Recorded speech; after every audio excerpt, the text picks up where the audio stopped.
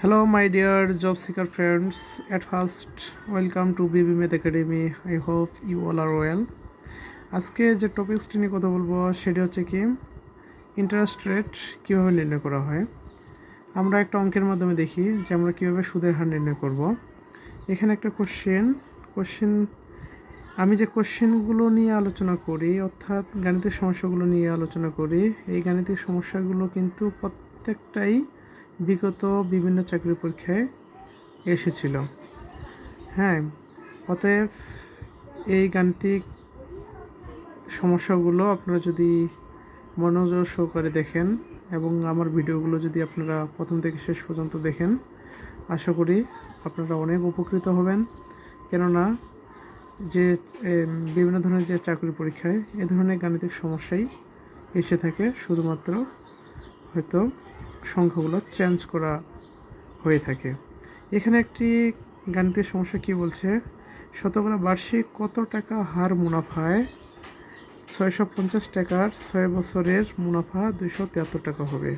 তার মানে কি এখানে মুনাফা দেওয়া রয়েছে কত টাকা, 273 টাকা। আয় দেওয়া রয়েছে এখানে কি 6 বছরের, তার মানে কি এখানে এন দেওয়া রয়েছে। কি বলছে এখানে বার্ষিক শতকরা বার্ষিক কত টাকা হার মুনাফায়, তার মানে কি এখানে আর নির্ণয় করতে হবে কত টাকার, এই যে 650 টাকা, তার মানে কি ইনভেস্ট করবে 650 টাকা। এটা কি প্রিন্সিপাল, তাই না? এটা পি। তার মানে এখানে পির মান দেওয়া রয়েছে, এন এর মান দেওয়া রয়েছে, আই এর মান দেওয়া রয়েছে, আমাদেরকে আর নির্ণয় করতে হবে। আচ্ছা, এখানে বলছে কি সরল মুনাফা কিংবা চক্রবৃদ্ধি মুনাফা বলেনি, তাই না? চক্রবৃদ্ধি মুনাফার কথা যদি উল্লেখ করা না থাকে তাহলে অবশ্যই আমরা এটা কি করব, সিম্পল ইন্টারেস্টেই ধরে নেব, ঠিক আছে, এই অঙ্কগুলোর ক্ষেত্রে। আর চক্রবৃদ্ধি মুনাফা দেওয়া থাকলে, উল্লেখ করা থাকলে অবশ্যই সেটা চক্রবৃদ্ধি মুনাফা কীভাবে নির্ণয় করা হয় সেই সূত্র প্রয়োগ করেই করতে হবে। আচ্ছা, আমরা কি জানি সরল মুনাফা নির্ণয়ের ক্ষেত্রে যে আমরা একটা সূত্র জানি, সেটা আমরা কি জানি, আমরা জানি কি I equal to P N R, তাই না? এখানে জানি, তাই না? এখানে হচ্ছে কি, এখানে হচ্ছে মূলধন, এখানে মূলধন অর্থাৎ প্রিন্সিপাল পি, তাই না? তারপর আমরা কি জানি এখানে প্রিন্সিপাল পি আছে, মেট্রার ক্ষেত্রে প্রিন্সিপাল পি দেওয়া কত দেওয়া রয়েছে 650 টাকা। তারপরে এখানে আমরা কি জানি এন হচ্ছে কি সময়, তাই না? এন দেওয়া রয়েছে কত বছর, 6 বছর। তারপর আবার আমরা কত জানি এখানে কি দেওয়া রয়েছে, মুনাফাকে কীভাবে, মুনাফা ইংরেজি হচ্ছে কি ইন্টারেস্টে আইকে এখানে কত দেওয়া রয়েছে 273 টাকা। এখানে কি নির্ণয় করতে বলছে যে শতকরা বার্ষিক কত টাকা হার, তাই না? কত টাকা হার, তার মানে কি আর নির্ণয় করতে বলছে। হ্যাঁ, এখানে বলছে কত টাকা হারে মুনাফা, হ্যাঁ, মুনাফার কি হার, এই মুনাফার হারটাকে আমরা আর দিয়ে প্রকাশ করি। এটা কি প্রশ্ন মতো, অর্থাৎ এটাই হচ্ছে কোশ্চেন, এটা আমাদেরকে নির্ণয় করতে হবে। কিন্তু আমরা কি জানি I equal to P N R হয়ে জানি, তাই না? তাহলে আমরা কাজ করব কি, যেহেতু কি বলছে শতকরা বার্ষিক কত টাকা হার মুনাফায়, তার মানে আর নির্ণয় করতে হবে। তাহলে আমরা কি করব, এই আরটাকে আমরা সেপারেট করব। তাহলে কীভাবে লিখতে পারি, P N R equal to কি আই লিখতে পারি, তাই না? তাহলে আর ইকুয়াল টু কি আই ডিভাইডেড পি এন, এটা নির্ণয় করতে হবে। এখানে আই বলতে কি 273 টাকা, 273, পি বলতে হচ্ছে কত 650, আর এন বলতে হচ্ছে এখানে 6, তাই না? এটা দেওয়া রয়েছে। আচ্ছা, আর এই যে এটা কি মুনাফার হার, এটা কি আমরা কি করি সবসময় শতকরা নির্ণয় করি না, শতকরা নির্ণয় করে থাকি। তাহলে আমরা কি করতে পারি এটাকে জানেন, এটা যখন আমরা শতকরা এটা আমরা প্রকাশিত করব তখন 273 ইন্টু কি এই 100 লিখবো আর এখানে পার্সেন্টেজ লিখবো, ঠিক আছে? এখানে কি 650 ইন্টু 6। আচ্ছা, এই পার্সেন্টেজ অর্থ কি আমি বলেছিলাম আগে, হ্যাঁ, আগে শতকরা সম্পর্কিত একটা অধ্যায় রয়েছে এবং কি ওই অধ্যায়ে আমি কয়েকটি ক্লাস নিয়েছিলাম। ওখানে শতকরা কীভাবে নির্ণয় করা হয় আমি এই সম্পর্কে বলেছিলাম, আপনারা পূর্বে ভিডিওটা দেখে আসবেন। অবশ্যই শতকরা সম্পর্কিত আর কোনো কোশ্চেন থাকবে না বা সমস্যা থাকবে না। তাহলে এখানে শতকরা, শতকরা মানেই হচ্ছে কি, আমরা কি জানতাম, শতকরা মানেই হচ্ছে শতে, অর্থাৎ কি একশোতে, এখানে একশোতে, ঠিক আছে। আর এই পার্সেন্টেজ অর্থই হচ্ছে কি 1/100, ঠিক আছে, 1/100। এই পার্সেন্টেজ এটা কি চিহ্ন, এটা দিয়ে শতকরা প্রকাশ করা হয়, এর অর্থ হলো কি 1/100। তাহলে এখন এখানে কি ধরেছে, 100% দেওয়া রয়েছে, তাই না? তার মানে কি 100%, এটার অর্থ হচ্ছে 100 ইন্টু এই যে পার্সেন্টেজ মানে কি 1/100 কেটে যায়, ঠিক আছে। তাহলে কি থাকে, 1 থেকে, অর্থাৎ কি, অর্থাৎ যদি আমরা এখানে এই পার্সেন্টেজ বসাই দিতে চাই তাহলে দেখবেন যে এটা কেটে গিয়ে ঠিক আবার ওই আগেরটাই চলে আসে। তাহলে এখানে পার্সেন্টেজ আমরা নিলাম, তাই না, যেহেতু আমাদের কি মুনাফার হার নির্ণয় করতে হবে। এখন আমরা যে কাজটা করবো, এখন আমরা কি ভাগটা করে নেব। এখানে দেখেন, এখানে কি 0 রয়েছে, এখানে 0 রয়েছে, কেটে যায়। এটা কি 5 দিয়ে কেটে যায়, 5 × 10, এটা 5 দিয়ে কেটে যায়, কী হবে, 5 থেকে 5, 3 5 15, তাই না, এটা দিয়ে কেটে যায়। এখন আমরা দেখেন তো এটাকে 3 দিয়ে কেটে যায়, কত, 3 × 6, এটাকে দেখেন তো 3 দিয়ে কেটে যায় কিনা, 3 লং 27, 3 একে 3। আসলে আমি এই যে ভাগগুলো বা ক্যালকুলেশনগুলো আমি ভেঙে ভেঙে দেখাচ্ছি, এর কারণ হলো কিন্তু সেসব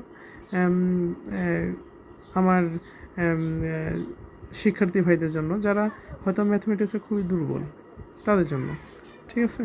তাহলে এখানে কি 2 কেটে যায়, তাহলে এখানে কত থাকলো 91, এখানে থাকলো কি 13। আবার এই 91কে যদি 13 দিয়ে ভাগ করি তাহলে দেখেন তো 7 দিয়ে অ্যান্সার হবে কত, 7। 91কে 13 দিয়ে ভাগ করলে 7 হয় উত্তর, অর্থাৎ আমরা কত পাচ্ছি এখানে 7%, ঠিক আছে। তাহলে এখানে দেখেন, এখানে অ্যান্সার হবে কি, মুনাফা হবে 7%, ঠিক আছে। এটা হলো কি অ্যান্সার। আর পরে আরেকটা অঙ্ক দেখি। এখানে আরেকটা অঙ্ক কি বলছে, 425 টাকা 4 বছরের সুদ 85 টাকা হলে সুদের হার কত। তার মানে কি ওই একই কোশ্চেন, তাই না। তার মানে এখানে কি এত টাকার বলতে হচ্ছে ফি দেওয়া রয়েছে, 4 বছরে বলতে ইয়ান দেওয়া রয়েছে, সুদ বলতে কি আই দেওয়া রয়েছে, এখানে সুদের হার বলতে আর নির্ণয় করতে হবে। তাহলে কি আমরা জানি কি I equal to P N R, তার মানে কি আর ডিভাইডেড হচ্ছে কত, আই ডিভাইডেড পি এন, তাই না। আর এখানে তো দেওয়াই রয়েছে, পি দেওয়া রয়েছে কত 425, এন দেওয়া রয়েছে কত 4, হ্যাঁ, আবার এখানে আই দেওয়া রয়েছে কত 85, তাহলে আর ইকুয়াল টু কি হোয়াট। তাহলে এখানে আই বলতে হচ্ছে কত 85, পি বলতে হচ্ছে 425, এন বলতে হচ্ছে 4 বছর, তাই না। আচ্ছা আমরা এখন কাটাকাটি করি। আচ্ছা যদি আমরা এই 425কে 85 দিয়ে ভাগ করি, এই 85কে 85, হ্যাঁ 5, হ্যাঁ 5×85 কত হয়, 5 দিয়ে 5,025, 5 তো 5টা চলে পেলে, হ্যাঁ এই যে 85 দিয়ে 425কে ভাগ করলে ভাগফল পাবো আমরা 5, ঠিক আছে। আপনারা যারা ম্যাথে দুর্বল তারা হয়তো বা আপনারা এটা ক্যালকুলেশনটা করতে পারেন। 85 দেখবেন এখানে যদি 5 নিই, 5,025 5 দিল 2, 5×40 দিয়ে 42, ঠিক আছে। অতএব কি 425কে 25 দিয়ে ভাগ করলে কত আসে 5, ঠিক আছে। তাহলে এখান থেকে আমরা কত পাচ্ছি উপরে, এটা কি যেহেতু আর কি শতকরা, তাহলে আমরা একটা কাজ করি, কি কাজ করতে পারি। আচ্ছা আমরা এটাকে লিখি 1 ডিভাইডেড কত, নিচে থাকলো কি 4, এখানে 5, 4 5 20। আমরা একটা কাজ করি, যেহেতু এটা পার্সেন্টেজে নির্ণয় করতে হবে, তাহলে এখানে আমরা 100 লিখি আর এখানে পার্সেন্টেজ লিখি, তাই না। তাহলে এখানে কাটলে কত হয়, 100কে 20 দিয়ে ভাগ করলে হয় 5, তার মানে কি 5%, ঠিক আছে। এখানে উত্তর হবে 5%, 5%, ঠিক আছে। তাহলে আমরা এখানে অ্যান্সার পাচ্ছি কত 5%। তাহলে কি 425 টাকা 4 বছরের সুদ 85 টাকা হলে সুদের হার কত টাকা হবে, সুদের হার হবে 5%। আচ্ছা ঠিক আছে, আমরা পরের ম্যাথে যাই। এখানে আরেকটা অঙ্ক কি হচ্ছে, সুদের হার কত হলে, সুদের হার কত হলে মানে কি এই আর কত হলে 100 টাকার সরল সুদে 8 বছরে দ্বিগুণ হবে। যে 100 টাকা, তার মানে কি 100 টাকা বলতে পি মূলধন, যে 100 টাকা সরল সুদে কত টাইম হবে 8 বছরে দ্বিগুণ হবে, ঠিক আছে। মানে এই যে মূলধনটা কি হবে, এই যে মূল যে 100 টাকা, যে কত % হার সুদে সুদের হার কত হলে 100 টাকা সরল সুদে 8 বছরে কী হবে দ্বিগুণ হবে, অর্থাৎ 100 টাকায় 200 টাকা হবে 8 বছরে কত পার্সেন্ট হারে যদি ইনভেস্ট করা হয়। আচ্ছা আমরা দেখি, এখানে মূলধন তো কি 100 টাকা, তাই না? তার মানে কি এই যে মূলধন 100 টাকা হলে কি বলছে এখানে 8 বছরে কি হবে দ্বিগুণ, ধরো কি 8 বছরে 8 বছরে কী হবে 8 বছরে সুদা সল, তার মানে কি মূলধন হচ্ছে 100 টাকা, ঠিক আছে? 8 বছর পর কত হবে 100 টাকার দ্বিগুণ, তার মানে কত 200 টাকা। এই যে 8 বছরের পর যে 200 টাকা হবে, এই 200 টাকা কি এই 200 টাকার মধ্যে কী রয়েছে সুদও আছে, আবার কি এই যে আসল টাকাটাও রয়েছে, তাই না? এই 200 টাকার মধ্যে কি সুদও রয়েছে আসলটাও রয়েছে, তাই এটাই বলা হচ্ছে যে মূলধন 100 টাকা হলে 8 বছরে সুদ আসল হবে কত 100 গুণন 2 অর্থাৎ কি 200 টাকা, ঠিক আছে? কেননা আমি কী বলছিলাম যে 8 বছরের পরে এই 100 টাকা কী হবে দ্বিগুণ হবে, ঠিক আছে? তার মানে কি তাহলে এখানে কি মূলধন তো ধরা আছে পি, তাহলে বাকি যে টাকাটা সেটা কী হবে সুদ হবে না? তার মানে সুদ প্লাস আসল মিলে হবে 200 টাকা। আচ্ছা সুদ আসল যদি এটা হয়, সুদ আসল মানে কি সুদ প্লাস আসল, তাহলে তাহলে আমি কি বলতে পারি যে সুদ কত টাকা হবে? সুদ আসল যদি এটা সুদ আসল থেকে যদি আসল আমরা বাদ দিই, আসল কত 100 টাকা, হ্যাঁ সুদ আসল থেকে আসল বাদ দিলে সুদ হবে কত 100 টাকা।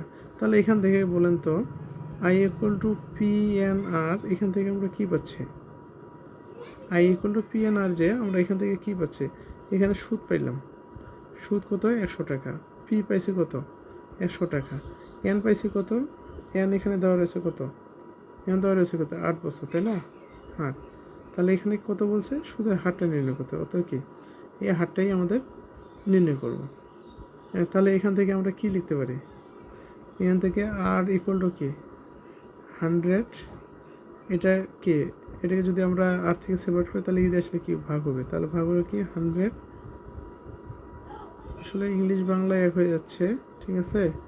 এটা 100, 100 100, ঠিক আছে 8 এমনটাই হচ্ছে, তাই না? কী হইলো এটা হইলো, তাই না?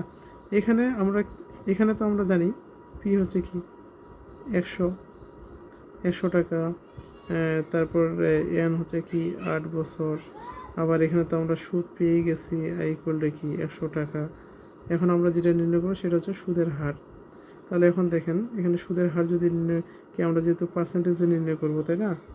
হ্যাঁ সুদের হার কি সবসময় আমরা কিসে নির্ণয় করবো পার্সেন্টেজে নির্ণয় করবো, তাহলে কি এখানে 100 আর এখানে আমরা পার্সেন্টেজ দেবো, 100 কেটে যায়, তাই না? তাহলে এখান থেকে দেখেন তো যদি আমরা 100 ডিভাইডেড এখান থেকে আবার কি করতে পারি, দেখেন এখানে 4 দুগুণই কত 8, 8কে 4 দিয়ে ভাগ করতেছে, আর এখানে 4 25 100, হ্যাঁ তাই না? তাহলে উপরে থেকে কত 25, নিচে থেকে 2, হ্যাঁ পার্সেন্ট, তার মানে কি এটা যদি আমরা ভাগ করি, হ্যাঁ 2 কি 2 5, তাই না? 2 দুগুণে কত 4, 1 পয়েন্টের জন্য 0, 5 দুগুণে কত 10।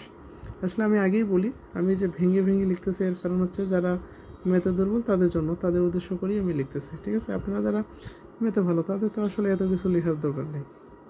5%, ঠিক আছে? তাহলে এখানে উত্তর হলো কত 12.5। তাহলে এখানে যে দেখেন আরেকটি অঙ্ক, খুবই গুরুত্বপূর্ণ একটা অঙ্ক, সরল সুদের হার শতকরা কত টাকা হলে সরল সুদের হার, অর্থাৎ আর ইকুয়াল টু কত হলে, হ্যাঁ কোনো মূলধন 8 বছরের সুদে আসলে কত হবে 3 গুণ। তার মানে কি যে যদি আমরা এটা ধরি মূলধন হচ্ছে কি 100 টাকা, তাই না? তাহলে কি 8 বছরে সুদ আসল কত বলা রয়েছে কত 3 গুণ, তাই না? তার মানে কি 300 টাকা। তাহলে সুদ আসল যদি 300 টাকা হয়, এখানে তো আসল ধরে আছে 100 টাকা, তাহলে সুদ কত হবে 300 মাইনাস 100 টাকা, তার মানে কি 200 টাকা, তাই না? তাহলে এখন আমরা এখান থেকে যেহেতু সুদের হার নির্ণয় করতে বলছে, তাহলে আমরা কি জানি? আমি একটু লেখার সময় আসলে কিছু কথা সংক্ষেপে লিখতেছি, যেমন I equal to P N R, এটা হ্যাঁ। এখানে আমি পি কি এন কি আমি লিখছি না, কারণ আমি পূর্বেই দেখিয়েছি যে পি আসলে কি প্রিন্সিপাল মানে হচ্ছে মূলধন। এখানে মূলধন আমরা ধরেই নিয়েছি 100 টাকা। এন এন মানে হচ্ছে টাইম, সময়। এখানে কত বছর দেওয়া রয়েছে? 8 বছর, কোশ্চেনে বলছে 8 বছর, তাই না? এখানে আই আমরা বের করেছি মুনাফা, যেটা কত টাকা? 200 টাকা। হ্যাঁ, কীভাবে বের করলাম? এই প্রশ্ন অনুসারে, ঠিক আছে, প্রশ্নে যেটা বলছে। তাহলে এখন আমরা যেটা কী নির্ণয় করতে বলছি, কী নির্ণয় করব? আর নির্ণয় করব, তাই না? তাহলে আর সমান তো জানি আই ডিভাইডেড কি পি এন। এখানে আই হচ্ছে কি 200, পি হচ্ছে কি 100, এন বলতে হচ্ছে কি 8। আমরা এটা যদি পার্সেন্টেজ করি ডিভাইডেড, হ্যাঁ 100% 100 কেটে যায়। এখানে আমরা যদি ভাগ করি, দেখেন এটাকে যদি আমরা 4 দিয়ে ভাগ করি 2, আর যদি 4 দিয়ে ভাগ করি কত? 50, আর 2 দিয়ে 50, এই 50কে ভাগ করলে কত হয়? 25। তার মানে কি এখানে উত্তর হচ্ছে 25%, ঠিক আছে। অ্যান্সার কত? অ্যান্সার হলো 25%। তারপরে আমরা আরও কিছু ম্যাথ দেখি। আসলে সুদের হার সম্পর্কিত যে ম্যাথগুলো আমি করেছি, এই ধরনের গণিতের সমস্যাই আসবে পরীক্ষায়। আপনারা আরও কিছু ম্যাথ প্র্যাকটিস করবেন, এবং প্র্যাকটিস করার সময় যদি আপনাদের কোনো ধরনের সমস্যা মনে হয়, অবশ্যই আপনারা কমেন্টে আমাকে জানাবেন। আমি অবশ্যই সেটা সম্পর্কে আপনাদের উত্তর দেব। প্লাস আমার ভিডিওগুলো যদি আপনাদের ভালো লেগে থাকে, অবশ্যই লাইক, কমেন্ট, শেয়ার করবেন। এবং আপনারাও যদি আমার পাশে থাকেন, অবশ্যই আমি আপনাদের পাশে থাকবো। বিবি ম্যাথ একাডেমি সবসময় চেষ্টা করে যারা ম্যাথে খুবই দুর্বল তাদের জন্য পূর্ণাঙ্গ একটা প্রস্তুতি, আমরা সবসময়ই চেষ্টা করি একটা পূর্ণাঙ্গ প্রস্তুতি যেন হয়ে থাকে, সেই ধরনের সেই রিলেটেড ভিডিও আপলোড করার। অবশ্যই আপনারা পাশে থাকলে বিবি ম্যাথ একাডেমি অবশ্যই আপনাদের জন্য ভালো কিছুই দেবে, এটা আমরা আশা করতে পারি। ধন্যবাদ সবাইকে।